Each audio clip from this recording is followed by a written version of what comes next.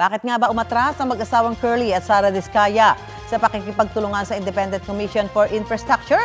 Para sagutin yan, kausapin natin ang abogado nila na si Attorney Cornelio Samaniego III. Magandang tanghali at welcome po sa Balitang Tanghali, Attorney Samaniego. Magandang tanghali po, Ma'am Susan. Sabi po ng Office of the Ombudsman, misguided ang desisyon ng inyong kliyente na huwag na makipagtulungan sa ICI. Ano ba yung nagtulak sa kanila para umurong?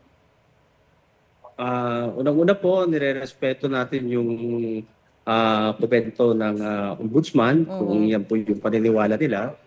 Actually, ang nagtulak po sa kliyente namin para hindi na makikipag-cooperate sa ICI ay dahil po sa isang interview ng membro ng ICI na isang commissioner at dahil din po sa interview ng OIC or acting SOJ ng DOJ po.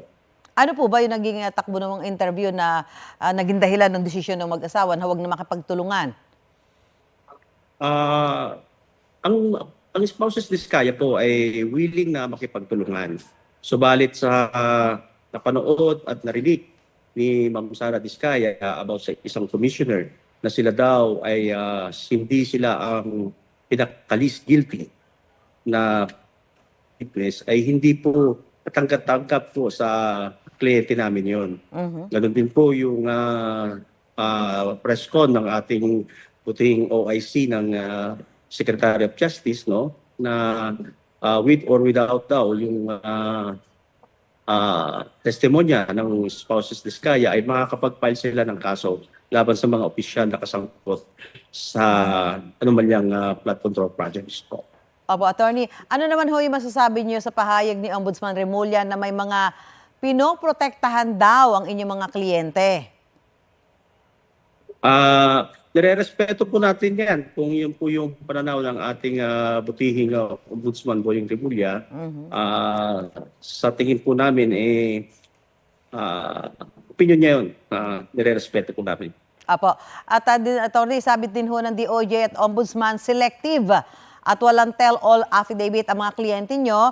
At sabi nyo rin ho dati, may malaking tao na hindi pa napapangalanan na nasa affidavit ng kliyente nyo. May kinalaman po ba itong malaking tao kung bakit hindi pa sinasabi ng kliyente nyo ang lahat?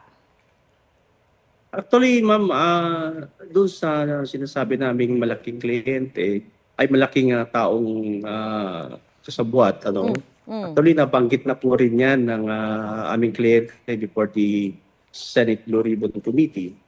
Kaya lang mas specific po yung participation niya at yung pagtawag-tawag nila sa kliyente namin at that time at kung paano nila ipitin ang aming kliyente, no?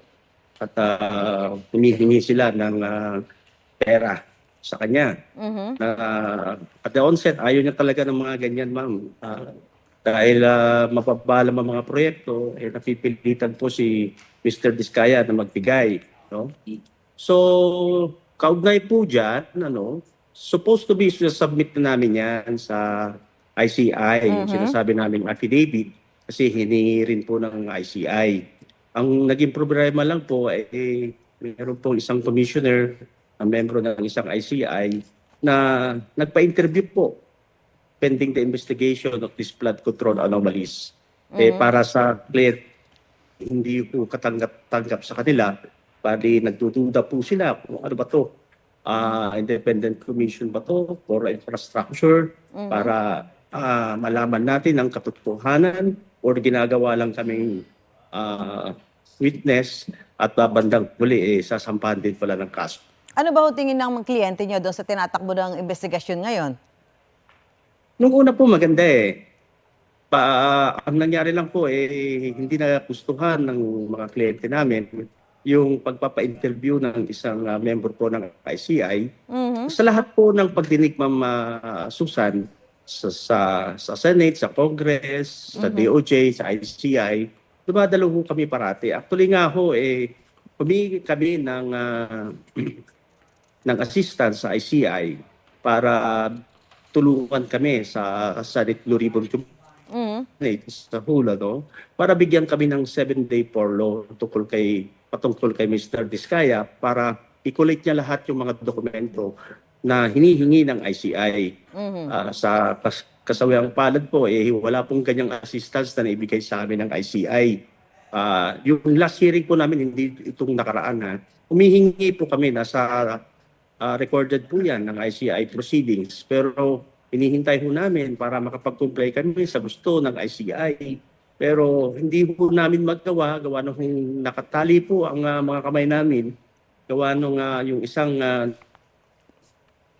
si Mr. Vizcaya ay nandun pa rin sa Senate Detention Facility po based on the contempt order by the Senate Blue Ribbon Committee last September 18 po. Apo. Attorney, ito, naku, mainit na balita pa ho.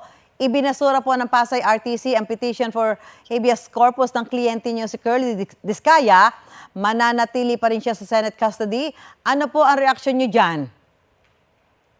Bilang as an officer of the court, we have to respect the decision of the court, ma'am. Susan, whether it is favorable or not, but we have other options, legal options to make para naman hindi mapabayaan ang karapatan ng aming kliyente, ma'am. Okay na. Maraming salamat po, Attorney Cornelio Samaniego III, at magandang tanghali po sa inyo. Maraming salamat, ma'am Susan. Mabuhay ka po.